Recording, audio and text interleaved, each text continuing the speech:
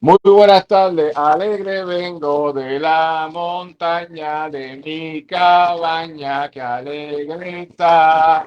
Y a los amigos le traigo flores de las mejores de mi rota.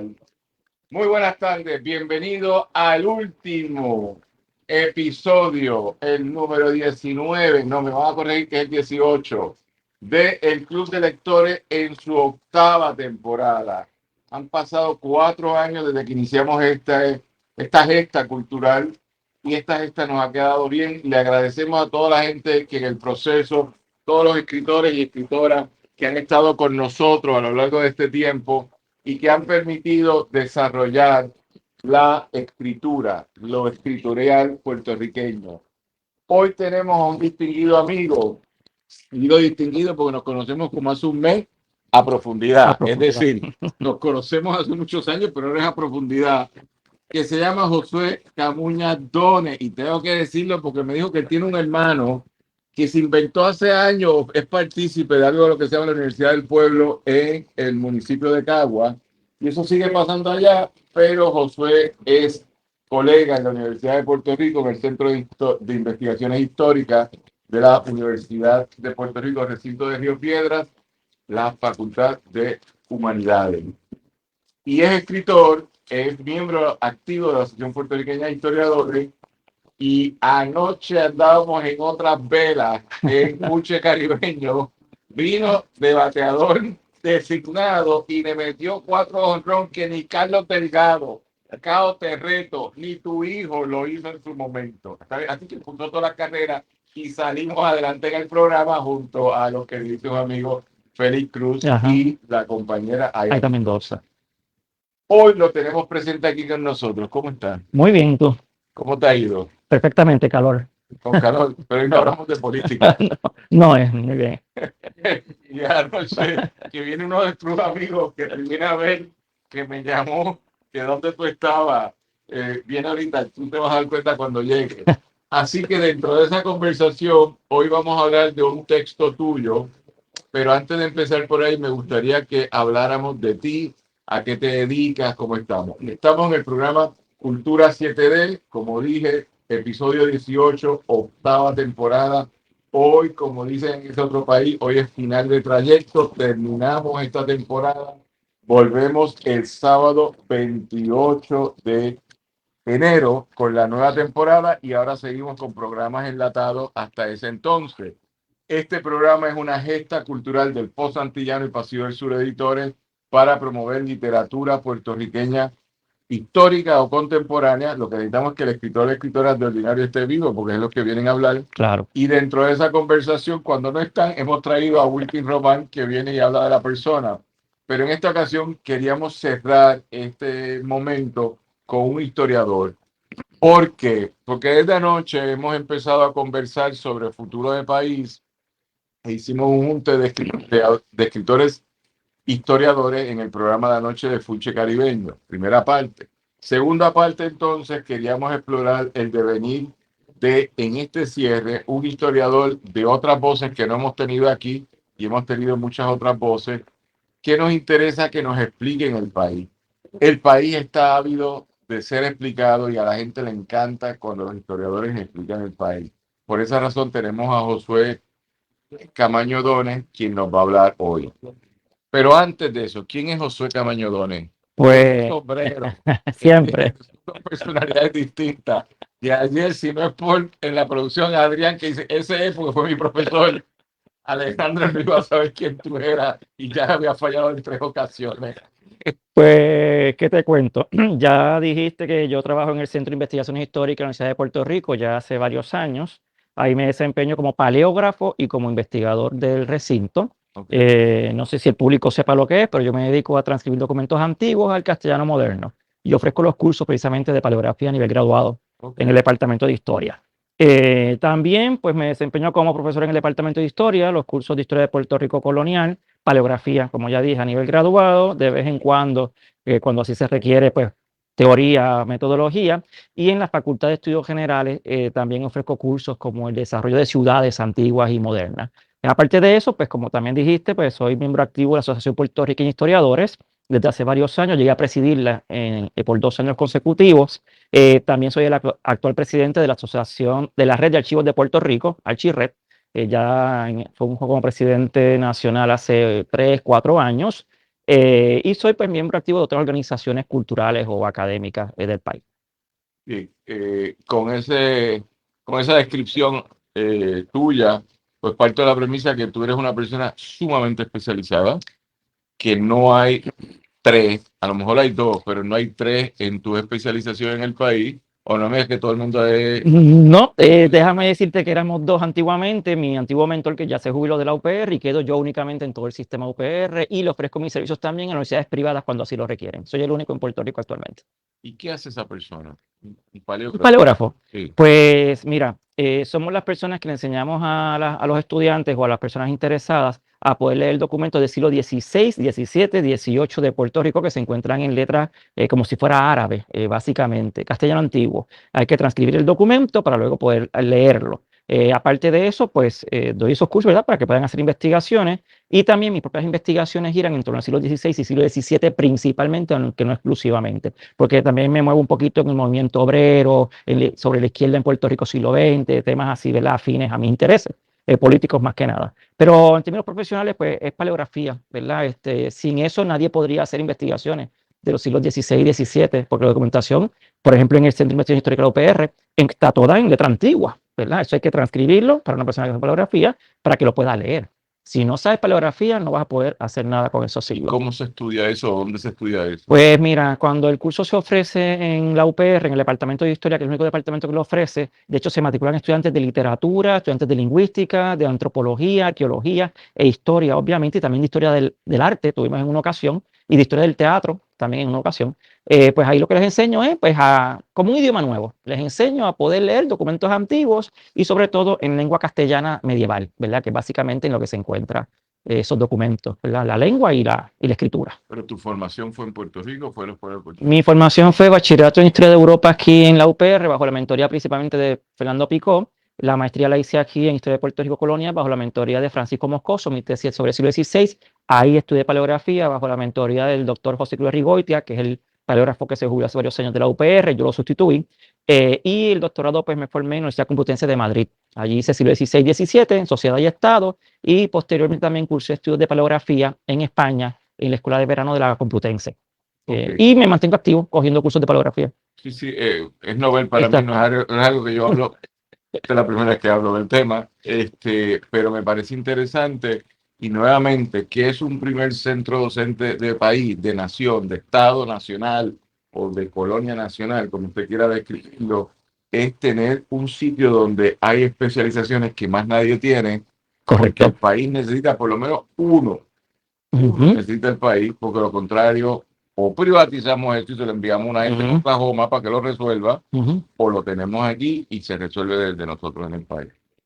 Bien, con ese quehacer, entonces, tus áreas de investigaciones, ¿cuáles son? Pues fundamentalmente a nivel pues, académico o pues, laboral, yo me dedico a trabajar con la historia económica de Puerto Rico siglo XVI y siglo XVII.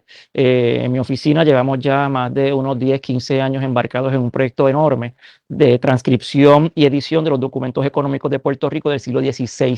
Ya hemos publicado un tomo 2 que va de 1545 a 1510 a 1545. En estos momentos me encuentro en la edición de volumen 3 y volumen 4, 1554 a 1573 y 1573 a 1596. Esto es toda la data económica de Puerto Rico, lo que entraba a Puerto Rico y lo que salía de Puerto Rico y las compras-ventas en Puerto Rico a nivel individual, ¿verdad? En la isla. Aparte de eso, pues mis investigaciones ya profesionales o personales giran en torno pues, a economía, política, sociedad, siglo XVI, siglo XVII, la Inquisición en Puerto Rico en el siglo XVII. Somos 3 compañeros en Puerto Rico y básicamente se nos acomodamos ese tema. Y ya en el siglo XX, pues me enfoco más que nada en los proyectos políticos de izquierda, ¿verdad? Lo que es el MPI, el PSP, grupos alternativos progresistas.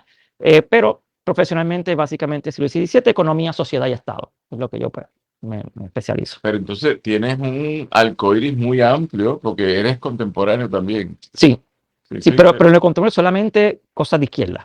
¿verdad? No me muevo en otras No, yo áreas. tampoco, yo no jangueo por la derecha. Yo Hablo nada. mal de esto el tiempo. Este, en cosas. Pero es más que nada por mostrar a los estudiantes la necesidad que tenemos en el campo académico de estudiar estos grupos o colectivos o movimientos de izquierda que no han sido historiados, ¿verdad? Grupos pequeños o grupos que tuvieron una efímera existencia en la historia de Puerto Rico, como el PCR, qué sé yo, que las CAL, grupos así, ¿verdad? Que sí hay documentación, aunque a veces poca para poder estudiarlos, pero que vale la pena estudiarlos. Y pues me dedico a eso, ¿verdad?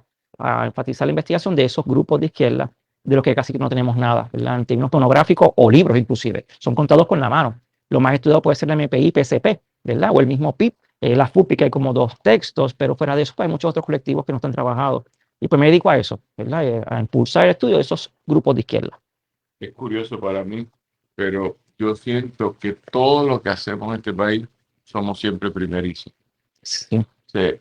Y esto, con respeto, sé que me puedes cuestionar, pero yo te lo digo, te voy escuchando y ahora te escucho la documentación de las CAL, la documentación del PCR, la documentación, para empezar, de los macheteros. De los macheteros. ¿De cuántos libros se escribieron de los macheteros? El de Donald Fernández y para de contar. Por eso son contados con la mano. Sí. Entonces, uno dice, pero con tanta gente con grados universitarios aquí, ¿a qué nos dedicamos? Y esa es la parte que a mí me preocupa. Pero te escucho a ti lo que estás documentando y coincido. Si no lo haces tú, no creo que la haga nadie. ¿No? Entonces, y aunque publico quizás relativamente poco en torno a esos temas, pero me dedico mucho a levantar fuentes documentales, con un gran archivo personal o ayudar a otros colectivos o compañeros a levantar archivos sobre esos movimientos o grupos que a veces están desperdigados en casa de las personas, nos movemos, fotocopiamos, digitalizamos y comenzamos a, ¿verdad? A dar a conocer la documentación para que la gente pueda interesarse en ella. Comenzar a explotar lo que es el archivo de las carpetas en el Archivo General de Puerto Rico, que muy pocas personas lo están trabajando en la actualidad, lo que pueden ser las carpetas federales en el archivo del Capitolio, en la Biblioteca Legislativa Bonilla, entre otros, ¿verdad? Archivos o repositorios que pueda haber por ahí. Ok. Desde esa perspectiva, entonces, entra el juego de la Universidad de Puerto Rico donde te encuentras inscrito y ahí parte la premisa que tienes, por decir algo, un largo portfolio de iniciativas que estás investigando, iniciando con distintos niveles de apoyo e intervención. Y ahí, ¿qué estás publicando ahora mismo? Pues, o sea, ¿qué es la publicación activa de lo que estás haciendo? Ahora mismo estoy concentrado en la Real Hacienda de Puerto Rico porque es lo que me demanda más que nada la Universidad de Puerto Rico para poder sacar estos 2 volúmenes que tenemos a cuesta hace varios años que por distintas razones administrativas o presupuestarias pues no lo hemos podido sacar, pero ya esperamos que el próximo semestre logre sacar esos 2 volúmenes que viene a completar un proyecto que se inició en el 1971. Llevamos 40 y pico de años con este proyecto en distintas generaciones de historiadores y paleógrafos. Y pues espero completarlo ya el próximo semestre con la colaboración del compañero Pastrana, Marcos Pastrana, que está preparando la diagramación del texto y por supuesto nos va a imprimir los compañeros de Norberto González. Ok. Entonces, vamos al mambo. ¿De qué vamos a hablar hoy? Pues hoy vamos a hablar de un caso que para mí es maravilloso, de 14 personas negras esclavizadas que se fugaron de la isla de Saba en el 1654 y vinieron a parar a Puerto Rico 3 meses después, unas semanas después de su fuga, y se embarcaron en un proceso pues, judicial por espacio de 17, 18 años para poder demostrar que eran personas libres y que por lo tanto no se les podía mantener esclavitud aquí en Puerto Rico. Un caso parecido al de la amistad, el de la película, pero en clave puertorriqueña. Muy bien. Eso está en el trabajo titulado De la isla de Saba a Puerto Rico, el cimarronaje marítimo en el Caribe, 1656 a 1673, publicado en la UPR de la Universidad de Puerto Rico, la revista, estoy buscando el nombre. Ese se llama Repositorio Institucional, aunque la primera versión se publicó en inglés en una revista académica, cultural, digital en la isla de Saba, que es un texto que se titula de Maroons in the Caribbean, Saba, y 1656 a 73. Luego de ese texto en inglés, pues salió entonces en español a través de la Universidad de Puerto Rico en el repositorio. Y hay una versión en neerlandés publicada alrededor del 2016-17 por un joven en Holanda, ¿verdad? Pero esa edición no la conozco. Bien, para que los que no sepan, la isla de Saba es parte del reino de Holanda, de los Países Bajos, tiene unos niveles de soberanía, autonomía limitados, pero es una de las islas más caras del Caribe, es una isla que no es privada, pero opera como un ente privado, porque es una isla paradisíaca para los que viven allí, que es una población de 2.000 personas, creo. O menos. Sí, O menos. es muy chiquitito, porque San Martín es como que grande y le queda de frente. Correcto. Y San Martín tiene 100.000 personas más o menos. Y dentro de esa conversación es una isla donde viven gente con cierto capital o afluencia, pero que históricamente, con casi todo el Caribe, fueron enclaves de esclavitud. Y aunque han transitado para sitios con otro perfil. Y a partir de ahí hay un peregrinaje clandestino de una gente que estaba esclavizada en esa isla y llegan a Puerto Rico, y es lo que le está explicando. Porque hay que saber que siempre la esclavitud era un régimen total con una excepción. Si usted se escapa y llega a otra isla, ya no es esclavo. Así que a la gente le encantaba escaparse para llegar a otra isla y dejar de ser esclavo, porque curiosamente la complejidad que tú sabes, nuevos historiadores están trabajando, la esclavitud es horrible, punto. La noción del amo, tú amo, yo esclavo, es terrible. Pero dicho todo eso, seguimos. Pero los procesos eran mucho más complejos que lo que se está discutiendo ahora. Y en la complejidad había gente esclava negra y había gente post-esclava negra que hacían otras cosas y que crearon entonces otros paradigmas. Pienso en el libro de Félix Trujillo y en el libro de Vilma Pizarro, Claro. que plantean cosas más noveles ahora. También el de Nistal, El de Benjamín. El de Benjamín, que es un libro para mí importantísimo sobre resistencia. Así que hablemos de los cimarrones marítimos. Ese concepto me gustó. Es un concepto que ya formaba parte de la geografía, sobre todo del Caribe no hispano, aunque conocido el concepto también en el Caribe hispano, pero en Puerto Rico no es muy manejado por ciertas razones. En primer lugar, no tenemos suficientes casos con bastante material de trabajo como para poder pues, abordar el tema del cimarronaje marítimo. El cimarronaje marítimo no es cuando se manifiesta cuando individualmente o colectivamente unas personas esclavizadas se van de una isla y se ubican en otra, ¿verdad? Ese es el marítimo. En el caso de Puerto Rico, este caso que yo trabajo es el primer caso documentado que tenemos de un caso de cimarronaje marítimo. Tenemos montones de noticias por ejemplo, en la Gaceta en el siglo XIX, tenemos muchas noticias en documentación del siglo XVII, del siglo XVIII, siglo XIX, ¿verdad? De personas esclavizadas que se fugaron de la isla y van a parar a otras islas, pero un proceso judicial completo, ¿verdad? Bien, con mucha carne, como para uno poder explorar todos los resortes de la institución de la esclavitud en el Caribe, entre varias islas, en este caso Saba, Puerto Rico, San Eustaquio, San Martín, porque hay que triangularla, y vinculado a lo que es el cimarrones marítimo, pues es el único, ¿verdad? Por la extensión del proceso que es gigantesco. Antes de continuar, mira qué interesante esto. Yo no estaba trabajando el tema cuando lo comencé a trabajar, yo estaba trabajando economía siglo XVI. Yo estaba trabajando con unos expedientes, unas cartas de los oficiales reales de Puerto Rico, el contador y el tesorero, hacia 1650 y pico, relacionado a la Inquisición en Puerto Rico.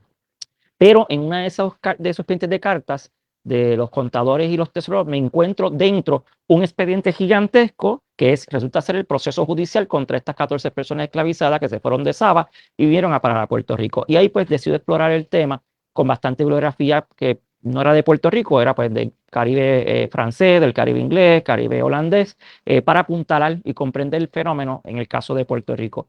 Fruto de ese primer acercamiento, diseño una ponencia que presento en el 2015 en el Congreso Anual o reunión anual de la Asociación de Historiadores del Caribe, ICH en Bahamas. Gustó tanto el trabajo, se interesaron sobre todo en San Martín y en San Eustaquio, que sigo explorando más el tema, y de ahí entonces el artículo extenso que tenemos. Es interesante, como diría nuestro amigo Aarón Gamaliel Islas Migajas, ¿verdad?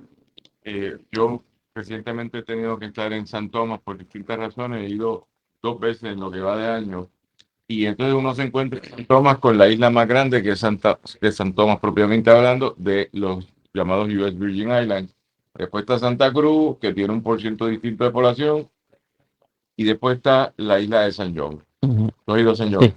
Y San John es bien interesante porque San John es una exportación de población que sustituye a otra población y que realmente hablando va haciendo imposible a los originarios seguir viviendo allí, porque las propiedades cada vez son más caras y entonces todo un lío ahí de expulsión de una población por la otra. Lo que es interesante es que uno diría, o te dirían los nuevos colonizadores, es que no hubo historia, esto es un peñón. Y es un peñón que, pues, hoy somos nosotros, mañana puede ser, primero éramos ellos, después eran los finlandeses, los daneses, y ahora somos nosotros, y después ven los chinos. Exactamente. Yo te digo, no, porque en cada etapa ha habido algún tipo de expresión material de lo que represente ese sitio, que si no lo documento, pienso que todo es sustitución y a fin de cuentas, pues vienen uno y se van los otros, pero es falso. Porque la calle que se llamaba Benito Juárez, es que allí hubo un tipo que se llamaba Benito Juárez. Y eso es lo importante. Así que veo que esto es interesante porque es documental de la isla de Saba, que es una población bien pequeña. Yo a mi mejor recuerdo eran 2000, porque San Martín tiene 100,000. San Martín es como una metrópoli al lado de Saba. Nunca pude llegar a Saba, estaba en San Martín, pero hay que coger un barquito o un catamarán. Ese día no coordiné y nunca pude llegar a esa. Pero es chiquitita, no puede pasar de 2,000 personas con un solo pueblo de Botón, así que no puede. Sí, yo lo busco. Yo lo que pasa es que no sé si sabes que fue el primer territorio del mundo que aprobó los matrimonios gay. ¿Saba? Sí, Mira, sí. no sabía. Sí, eso es un detalle bien, de esas cosas locas que los holandeses, que son un poder No metropolitano sabía. extraño, pues allí se legisló eso, no sé cómo llegaron. Entonces ellos tienen estos grados de soberanía que a veces son libres y a veces vuelven a ser colonia, dependiendo No de sabía ese los dato. impuestos. ¿Está bien? Pero si cobran más impuestos son libres, cuando cobran menos son subsidiados. Así que haces una historia de un sitio que de ordinario te dirían, es que eso no tiene historia. Que me dirían para esa época que quizás no tenía ni habitantes, para comenzar. Que es interesante porque cuando yo arranco a contar esto en el 1654, la isla de Saba tenía aproximadamente chiquitita, eso es un volcán con una playa y una sola zona verde. Tenía alrededor de unas 500 personas blancas, entre ingleses, franceses y otras nacionalidades, holandeses evidentemente, porque todos compartían la isla, y unas 300 personas negras esclavizadas. Estamos hablando de unos 800, 900 habitantes para 1656, bastante población para lo que era el momento, ¿verdad? A 1 de enero del 2020 tenían 1933. Mira, no pasan de 2,000 personas. Exacto. Y estamos hablando que en el 17 eran unas 900,000 personas, todavía se mantienen más o menos igual, 500, 600 años después. No tiene capacidad de expansión. No la tiene, no la tiene. No tiene. Es un solo pueblo o zona urbana de Botón.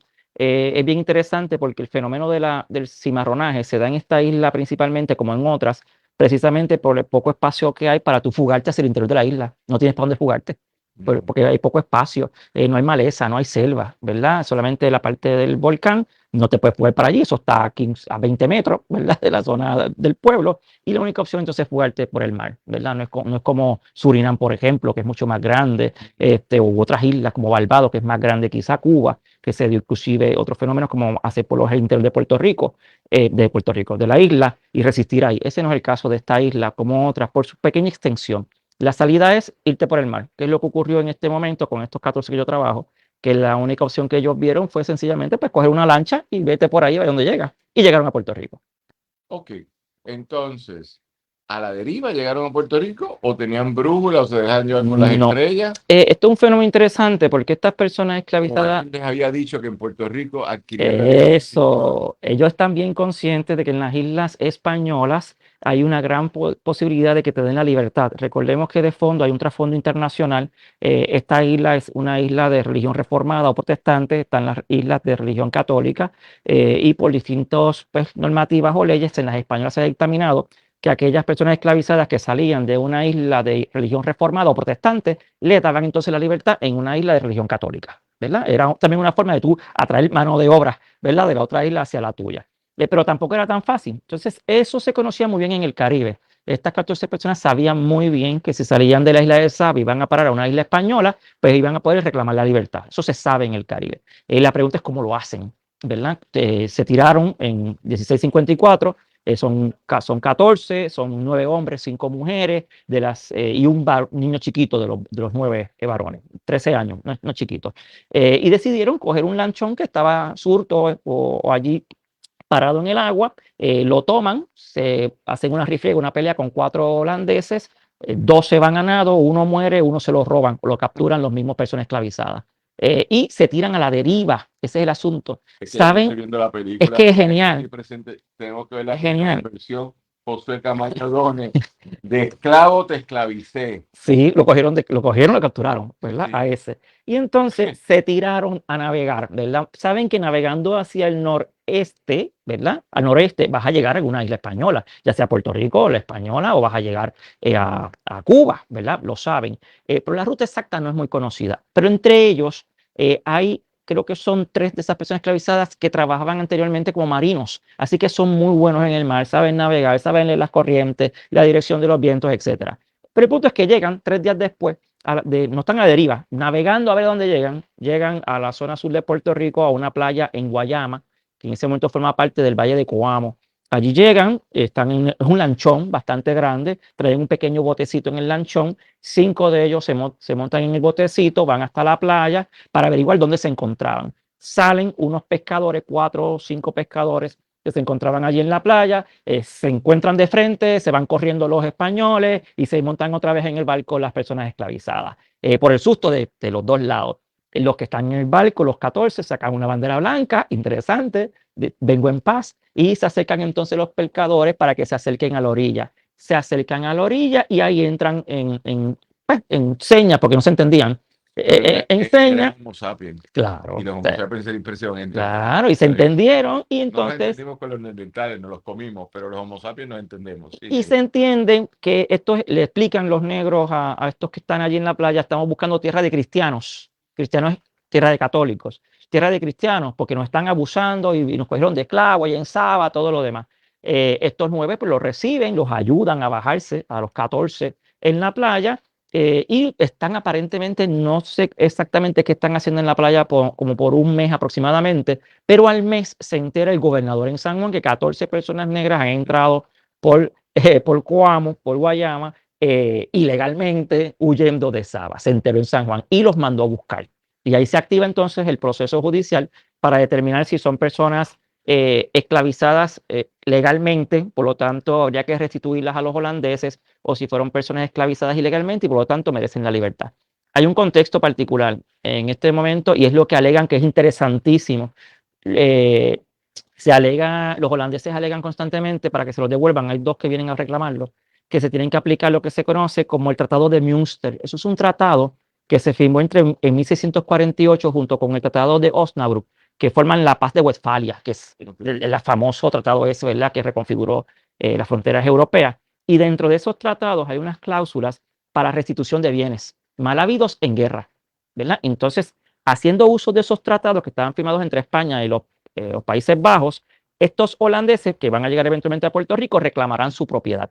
Pero la pregunta sigue estando, los holandeses reclaman la propiedad como suya, se fueron de Saba, pero ¿eran personas legítimamente esclavas en Saba o fueron capturados ilegalmente y llevados como esclavos a Saba? Los 14 dicen que ellos vivían en libertad originalmente y que fueron apresados ilegalmente y los llevados a Saba no como esclavos, sino como prisioneros, que es el alegato de los 14. Los de Saba dicen que no, que ellos eran esclavos legales, por lo tanto no son prisioneros. Y entre el y venir del asunto, llega a Puerto Rico un primer holandés en el 18, como a los 3 meses, por ahí, reclama a 8 de esos negros. Hay, pues, ¿cómo se dice? Trámites legales de parte y parte, porque ellos también someten sus exposiciones. El caso es maravilloso, Daniel, porque los 14 testimonian. Tú tienes las voces de los 14 hablando y reclamando por qué no son personas esclavizadas. Tú eres una sub de 4x4, porque tú puedes hacer la traducción como paleógrafo y claro. la interpretación, porque en algo tu doctorado tiene que ser claro. economía política, algo así tiene que haber ahí, porque me haces la interpretación. Pero lo que sí estamos claros los aquí presentes en este programa Club de Lectores, que tú eres historiador, porque nos tienes abogado, aquí te agua para para que no paren de hablar. Pero la película tiene que venir. El documental yo pienso que se debe haber hecho ya. La película debe venir. ¿Qué pasa con los 9 que tenían que testificar que no eran sujetos de dominio del otro? Pues mira, son 14, ¿verdad? 9 hombres, 5 mujeres. De los 14, de solamente 11, 12, 13, 12, 13 testimonian, porque hay 3 mujeres que no pueden comunicarse. Dice el documento que hablan lengua muy vozal y no hay un intérprete en ese momento para que les pueda tomar testimonio. Pero al resto los toman testimonio en una primera instancia del proceso, porque llega un capitán llamado Francisco Arnau que dice, un holandés, de los 14, 8 son míos, ¿verdad? Y los reclama citando leyes, citando cartas, etcétera, etcétera. El gobernador permite que los esclavos también sometan sus deposiciones para rebatir la posición del holandés y finalmente se determina al gobernador que tienen que ser devueltos al holandés, ¿verdad? 8 se los tienen que devolver. Pero mira la sentencia, se los tienen que devolver siempre y cuando no los lleve a una isla de religión reformada, es decir, que no sea católica. ¿Dónde vive el holandés? En Saba, religión reformada, por lo tanto no los puede llevar a Saba, los tiene que dejar en Puerto Rico, ¿verdad? Así que se quedan en Puerto Rico por la imposibilidad que hay de llevarlos a la isla de Saba de vuelta, porque esa es la orden del gobernador. Unos meses después llega un segundo holandés llamado Simón. Pero se quedan aquí como propiedad de dominio del esclavista, del amo. No, una cosa bien terrible. A los 14 le fue bien mal, porque el gobernador lo que hace es que coge a los 8 y los coloca bajo la supervisión de los oficiales de Real Hacienda de Puerto Rico, el contador y el factor, para que los mantenga trabajando en las obras de fortificación.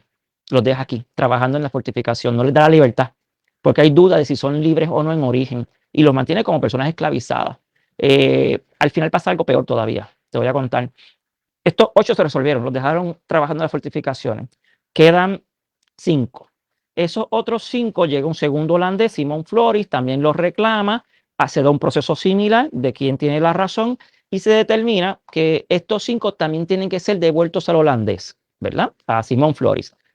Pero que tampoco los puede llevar a una isla de religión reformada. Y los 5 se quedan en Puerto Rico. Los 14 terminan trabajando en las fortificaciones de la isla como personas esclavizadas, en lo que la corona dictamina, el Consejo de Indias, si los 14 tienen derecho a la libertad o no.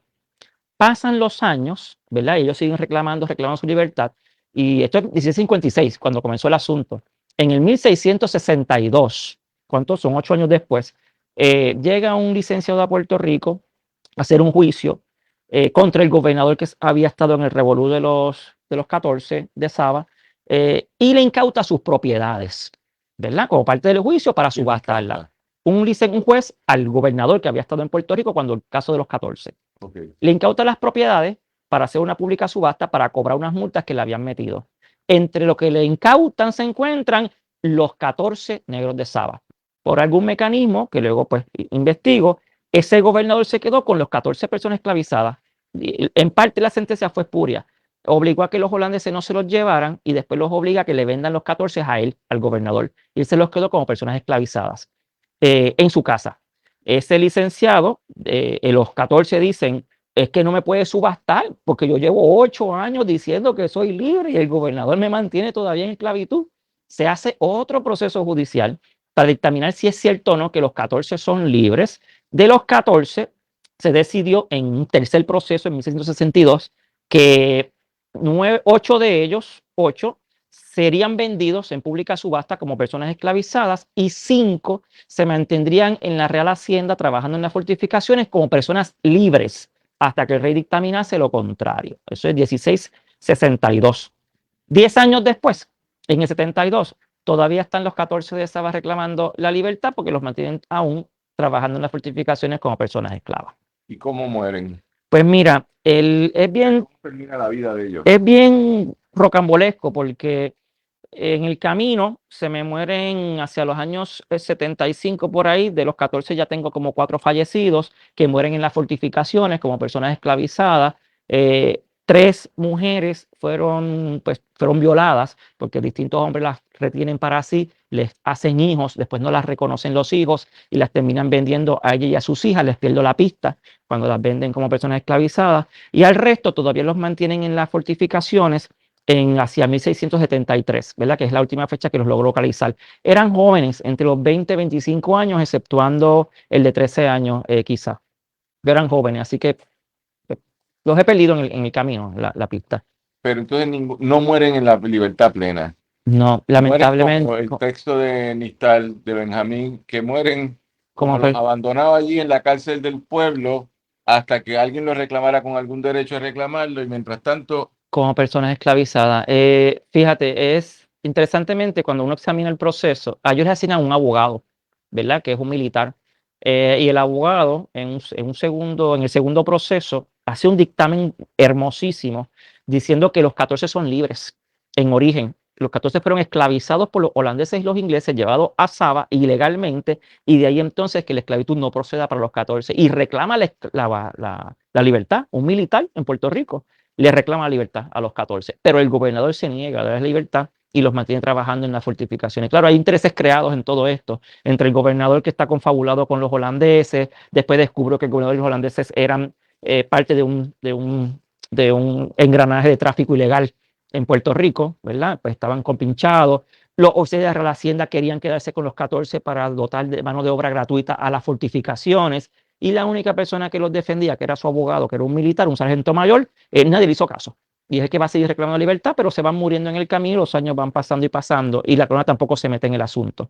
Bueno, después nos sentamos, me interesaría mucho eso, porque es la historia vernácula de lo que fue la esclavitud y de lo cual aquí, pienso en el libro Bática de José Enrique Colón Santana, que es un proceso similar de una mujer en Boston, creo que es, o en Florida, que está luchando por su independencia, que su libertad personal, y entonces pasa todas estas cosas y al final gana o no gana, son otros 20 pesos, pero esta es la historia local, como el libro sobre Agripiña, que debes conocer, Sí, que hizo el compañero Benny Massó se antes lo de conozco. morir, y que uno espera que otra gente sigan documentando, porque hay una combinación entre la documentación ficcionalizada del evento y la documentación que hace Claro. como historiador. Estamos aquí en el programa Club de Lectores, hoy un día especial, fin de temporada, fin de año, casi a unos días de que termine el año, y sobre todo en un manjar de literatura que hemos tenido con la ruta del libro que le hicimos con los premios PEN de Puerto Rico 2022, y ahora con el historiador, el compañero Josué Camaño Dones, sobre un texto editado, escrito por él, sobre un grupo de cimarrones marítimos que vienen a Puerto Rico en el 1656 de la isla de Saba y luchan por su independencia. La historia está llena de recovecos interesantísimos para explorar, pero también para documentar algo que es esencial para mí. Nadie nació para ser esclavo. No. Por lo tanto, tan pronto yo reclamo mi libertad, hay que reconocérmela. Y el problema es que en la confabulación histórica, los españoles, por más que tenían unas leyes que decían, si esto pasa, te doy no las aplicaban. No las aplicaban. Estamos aquí en el Club de Lectores, en la producción general Alejandro Ortiz Arraiza, en la ejecución Adrián Ciaca Pérez, allá en San Sebastián, en Radio Pepino, que nos están escuchando para toda la isla, Robertito y Víctor Rivera, y el productor general de Radio Raíces, Ramón Edwin Colón Prat. Y sí, chicas, sí que es de verdad. Radio Raíces tiene un impacto a 1 millón de personas. No me digas que no es verdad. Yo digo la verdad todos los días. Estoy aquí para mentir los gobernadores de turno de este país, pero yo no. Y si nosotros tenemos 60,000 personas orgánicas siguiéndonos hoy, que es la última encuesta de nosotros, en el streaming de nosotros, eso también es verdad. Pues 1 millón más 60,000 son 1.060.000. Que esté todo el mundo en la radio hoy, yo no sé. Pero yo sí sé que estamos con Josué Camaño Dones, y a la gente le encanta escuchar de historia. Y este programa se va a ir viral porque yo estaba viendo la gente que te está saludando. Tiene muchas amistades. Está bien, eso es chévere, traer gente que tiene tantas amistades para hablar. Le damos las gracias a nuestros auspiciadores, el doctor Ariel Rojas Fabregat, visita la Policlínica Río Piedra, en la calle 1056 Ferrocarril, suite número 1, al teléfono 763-9917. Esta es la parte pedestre que yo tengo que hacer para sostener esto. Regala el poemario Tacitas de Café de la escritora nacional Iris Miranda. Mucho cariño, Iris. Feliz Navidad. Disponible en librerías Roberto González, de Poet Passage y Librería Mágica. Libro perfecto para esta Navidad. Vengan ahora, vengan a comprar, gente. Está llegando gente a comprar el libro. Esto es más barato que toda chuchería de países extranjeros. Los libros se imprimen aquí, papeles extranjeros y la tinta es extranjera, pero la idea es escribir local. El Family Nutrition Spot, productos para una mejor salud y energía, localizado dentro del pueblo de Trujillo Alto, abierto de lunes a viernes 6:30 a 6 p.m. y sábado 8 a.m. a 3 p.m. Se consiguen los mejores megaté, bailadas, desayunos. Contacto por Instagram, Facebook con Family Nutrition Spot, y para órdenes 635-8087. Los libros Hoy he soñado conmigo y El reino de la garúa, del autor Emilio Carril, Premio Nacional de Literatura Adolescente. Saludos, Emilio, y saludo a Pachuco, que es el perro ese que tú tienes medio extraño, solo me muerde a mí, no muerde a más nadie. Es un perro racista, pero eso lo hablamos otro día. Y a la novia de Pachuco, que le encanta ladrar también. Y en los libros en Amazon, librería Norberto González, Casa Norberto y la librería Mágica. Monero, el Café Teatro y Bar en el Centro de Arte de Cagua, de mi amigo de infancia, Carlos Esteban Fonseca, desde que estuvimos en esa escuela maldita, pero de eso no vamos a hablar hoy. Ya abierto, buena música, buenos tragos y el mejor teatro, no te digo cuál es. Localizado en el Centro de Artes de Cagua, tercer nivel. Para más información, llamar al 787-627-0211 o escribir a Monero Café Teatro y Bar @gmail.com. Lo invitamos a adquirir la última publicación de la escritora Rosario Méndez Panedas, titulada Avelina, un nombre con historia, un cuento dirigido a niñas y niños de 8 años en adelante sobre una mujer esclavizada sangermeña que participó en el Grito del Ares, disponible en la librería Laberinto, Norberto, Editorial LP, University y en Amazon. Seguimos aquí con el apreciado amigo Josué Camaño Dones, historiador en la Universidad de Puerto Rico, Centro de Investigaciones Históricas, y quien nos está dando una disertación de algo extraordinario, que es cimarronaje marítimo. Y dentro de esa conversación, en las cosas que yo trabajo, estábamos ahorita hablando del Génesis, cuando estuvimos en la conferencia de la Asociación Puertorriqueña de Historiadores, la ponencia que dio el compañero Francisco Pancho Moscoso sobre esos momentos iniciales del colonialismo, la que yo di también sobre los procesos de esclavización y lo que nos conlleva. Me hace pensar algo a mí. Primero, a mí me colonizó una gente subdesarrollada, que no eran ni país, que eran simplemente unos feudales allí que eran medios corruptos y contrataron a otro que también era corrupto para que manejara. Exactamente. No tenían no tenían ni primera ni segunda revolución industrial, que ya los holandeses y los británicos iban terminando uno la primera y el otro empezando la primera, pero tenían una noción de desarrollo de Estado-Nación. No tenían sistema jurídico alguno, más allá de un acto notarial que sí lo querían para sentido de la propiedad, porque sí sabían que el oro costaba, y el oro en esta latitud era dinero para ellos, y no tenían ninguna noción de no, ninguna. Por lo tanto, mi génesis es un acto impositivo de unas personas que solo puedo decir que son Satanás y ellos eran igual. ¿Está bien? El séptimo círculo de Lucifer era igual. Correcto. Por lo tanto, yo vengo de una creación muy maltrecha, muy subdesarrollada. Y eso entonces luego empieza a evolucionar y entonces crean leyes que ni cumplían. Yo vengo de un país que es corrupto porque el momento fundacional fue un acto de corrupción, el engaño. Fírmame aquí que esto me pertenece a mí, tú y la tierra y tú me pertenecen a mí, pero ¿cómo va a ser? Y luego de eso, los procesos de esclavitud, porque los taínos se puede dar muy mal de ellos o muy bien, pero es interesante que no se dieron serse esclavos. Entonces, no sé si tú lo trabajas, pero las primeras poblaciones esclavizadas que yo documento son las mujeres en la prostitución, que vienen en contra de su voluntad. Luego los Wolof, que son unos tipos extraordinarios que los picaron. Los Wolof picaron a los españoles porque eran guerreros. Pero eso lo prohíben aquí. Y los prohíben, pero después son colaboradores, que es más complicado en la conversación, etcétera, etcétera.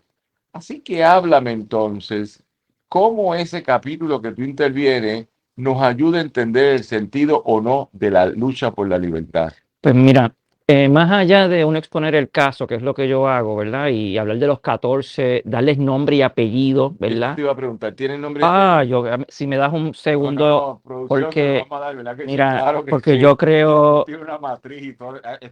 Yo creo... Son extraordinarios, yo lo acepto al revés. Lo que pasa es... Lo que pasa es que a mí no me gusta nunca hablar de estos procesos históricos sin darle nombre a la gente, claro, ¿verdad? No subsumir a la gente en la esclavitud o un grupo de personas esclavizadas.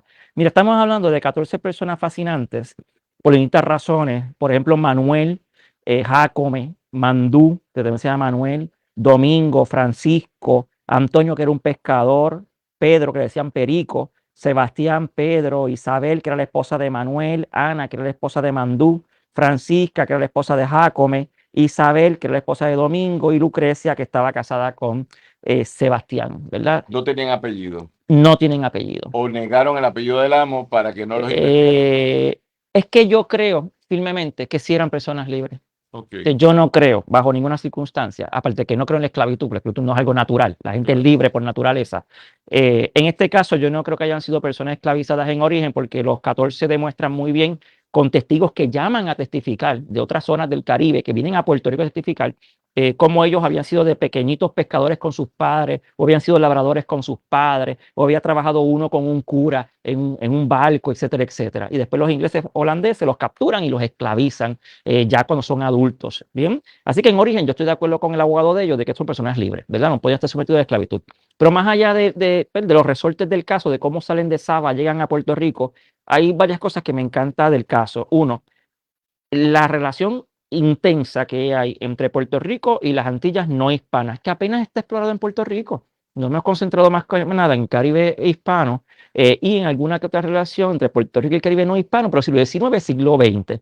Pero para el 16, 17 y 18 apenas tenemos esas relaciones bastante trabajadas y es bastante intensa, sobre todo la parte económica. Dos, las islas de Saba, San Eustaquio como espacios para tránsito de personas esclavizadas entre el Caribe no hispano, lo que pueden ser las islas francesas, inglesas hacia el sur y las hispanas hacia el norte. Saba es una cuña entre todas esas islas y esa isla es importante para poder estudiar ese fenómeno, ¿verdad? El tránsito de personas de un lado al otro. Y número tres, precisamente la parte jurídica. Aquí, sobre todo muchos autores españoles, conservadores, de derecha, que se pasan todavía diciendo y escribiendo que la esclavitud en el Caribe hispano fue menos mala que el Caribe inglés, o que la esclavitud en el Caribe hispano fue menos mala que en Estados Unidos, Eso fue el ¿verdad? Solé que dijo eso. Mira, no es esclavitud en cualquier liga, Claro. ¿verdad? Lo es. Y cuando uno ve un caso como este, que decían las disposiciones que sí tenían que darles la libertad y nunca se las dieron, al contrario, buscaron todos los mecanismos legales para no darles la esclavitud, para negársela y mantenerlos en régimen de esclavitud, y encima coger a las mujeres, esclavizarlas y hasta violarlas. Eso hay que resaltarlo, ¿verdad? Y desmontar un poco este mito que hay, que la ley puede ir va por un lado, pero en realidad va por otro. La realidad real es que la gente siempre estuvo sometida a esclavitud por más beneficios que pudiese haber, en este caso para personas no de las islas no hispanas, no españolas, de venir aquí a la libertad. Eso no pasaba. Llegabas aquí, te mantenían en esclavitud, eres mano de obra, está llegando. Pero eso hay que desmontarlo, ¿verdad? El mito ese de que las personas negras llegan a Puerto Rico y tenían la esclavitud, la abolición automática. Eso no es cierto, ¿verdad? La ley va por un lado, pero en realidad es otra. Del mismo gobernador arriba hasta el último español abajo. Esas son las tres cosas que hay que resaltar del caso. Seguir la pista, son personas que terminaron en la isla, vinieron buscando la libertad y terminan, no digo peor, porque no estaban bien en Saba, definitivamente, porque ellos hablan de los maltratos a los que estaban siendo sometidos en Saba. Pero buscando la libertad terminan en una situación pues, más complicada y un enredo jurídico y esclavizados que todavía en las fortificaciones, hasta que finalmente pues, van desapareciendo la documentación o mueren, ¿verdad? Finalmente. Por eso es que me encanta el caso, ¿verdad? Y darles nombres, están los 14 con sus nombres. ¿En San Juan o en Ponce? En San Juan, se los llevaron a San Juan y en San Juan los meten rápido a las fortificaciones, a las obras del Morro, a trabajar a los 14.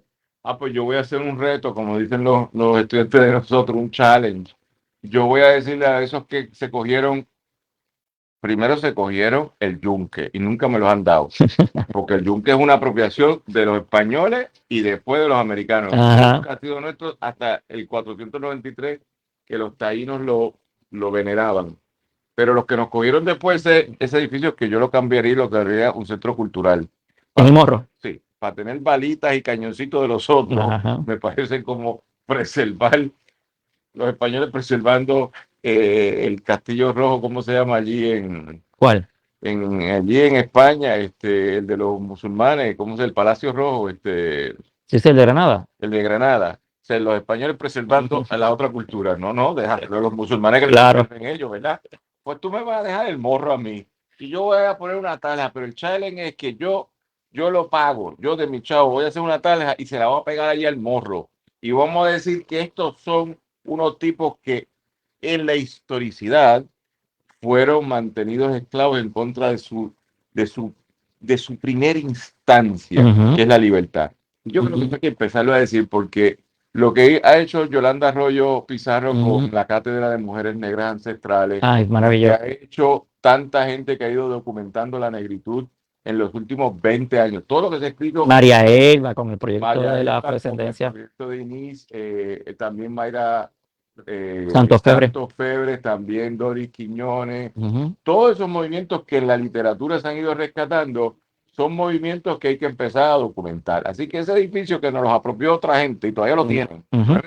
El primer destino turístico de Puerto Rico le pertenece a otra gente. ¿Tú te imaginas? A los gringos. $1 al año por irlo a ver y le pertenece a ellos. Con eso tendríamos a todos nuestros estudiantes gratis. ¿Te imaginas? Sí, todo gratis. Hay que ir al morro para que estén gratis en el sistema UPR, por lo menos en el recinto de Río Piedra. Pero hay que empezar a hacer esas cosas porque es la única forma de que en la contestación histórica nosotros creamos una historia alternativa. Por lo contrario, la historia depende de que nuestros amigos son gente chévere del Instituto de Cultura, hagan la tarja, no creo que va a pasar, No, o que los tipos de parques nacionales federales menos la todavía. tarja no lo van a hacer. Menos También todavía. es una historia lindísima y yo para mí el primer acto de libertad en este país es la libertad del ser. Yo no sé si tú manejas el concepto que yo trabajo, también lo empezó Aristóteles, Nelson Maldonado lo trabaja, que es el de la soberanía del ser. Y yo creo que el momento primario de la libertad de este territorio, de esta peña, de esta piedra que se llama Puerto Rico, es la libertad de aquel que dijo yo no estoy para ser tu esclavo. Y eso es importante decirlo. Eso mismo. Entonces, tengo que hacer vuelvo a los Mejía, a los pedestres. Gracias nuevamente al compañero Ariel Rojas Fabregat. Visita la Policlínica Río Piedra, 1056 calle Ferrocarril, teléfono 763-9917. El libro Los Mundos de Lonsdale, del escritor José Ravelo, ilustrado por María Mercado, primera novela gráfica para niños hecha en Puerto Rico. Se encuentra disponible en el portal de islanegra.com, librería Norberto González, librería mágica, Metro Comics y la librería educativa. Y el libro sale autografiado a petición. Apoya al escritor local y conoce un mundo nuevo junto a Fátima en los infortunios de Fátima Moniz, de la escritora María Zamparelli, disponible en las librerías La Mágica, Norberto González, librería Buscan Margen Atillo, Santurce y San Patricio. Y los libros de nuestro querido amigo Daniel Torres, Lucy, ¿tú qué sabes? Lucy, The How Do You Know, de la editorial Nomo Literario, a fin de la dracología, que comenzó con Morirasi de una primavera y siguió con Conversaciones con Aurelia, y Fusilado Dios se encuentra disponible en librería Laberinto, en Amazon y en Isla Negra. Y tenemos que decir a toda esta gente que a lo largo de este año nos auspició, muchas gracias, que se me quedan unos nombres aquí que tengo que darle las gracias a la gente que nos estuvo auspiciando, y dentro de eso buscar siempre solidaridad. La mágica es parte de la familia. Nosotros le damos las gracias a toda la mágica. Chacho, tenemos unos programas y ahora no vamos a decir, alguien lo tiramos al medio, lo tiramos. Nos vamos por televisión empezando el 28, pero eso ahora sí que vamos a estar grandes. Nos vamos para la televisión bien. Con el Club de Lectores. En serio, no estoy jugando. Qué bien. Gracias a Eric Landrón también. Eric, te sacó. Eric. A Ricardo Durán también, muchas gracias por su apoyo. José Ravelo y Cheribel Vigio, familia, y bueno, y toda esa gente que nos ha estado apoyando a lo largo de este año, que entra en su última fase con este programa de El Club de Lectores, con el compañero historiador Josué Camaño Dones, con una historia extraordinaria de la lucha por la libertad en Puerto Rico, que el último capítulo es la lucha nacional. Correcto. Pero el primer capítulo es de gente tan sencilla como Manuel, Mandú y todos esos que lucharon en ese momento. Para cerrar, Josué, ¿qué nos quieres decir? Pues mira, antes que nada, obviamente mi agradecimiento a ti y a los compañeros que hacen posible este programa. Ayer lo disfruté muchísimo cuando estábamos también en el otro espacio. Si me dejan.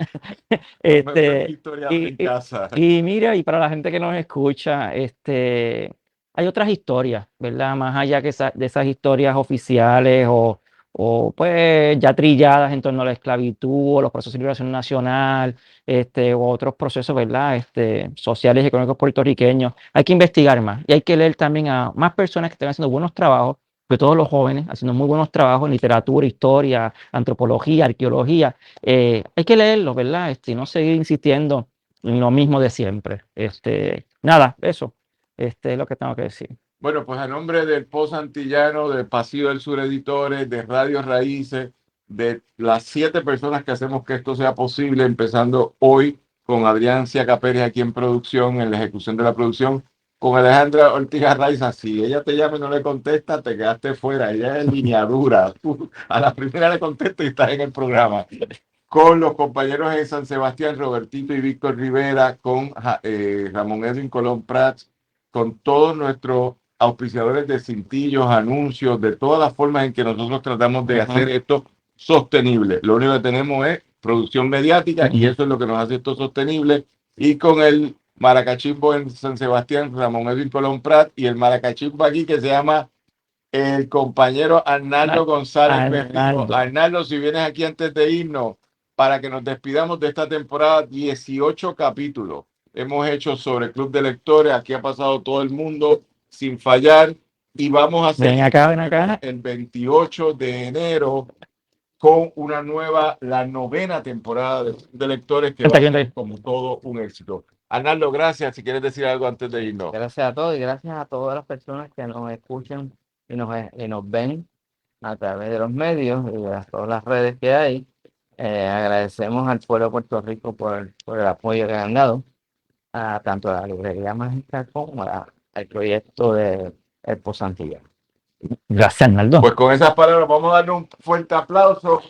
Cerramos la 8ª temporada, 18 capítulos después. Será hasta el próximo. No, si ya empezaron los fuegos artificiales a sonar, cálmenlo, no tiren fuegos artificiales aquí adentro porque coge fuego. Esto está ahí del libro.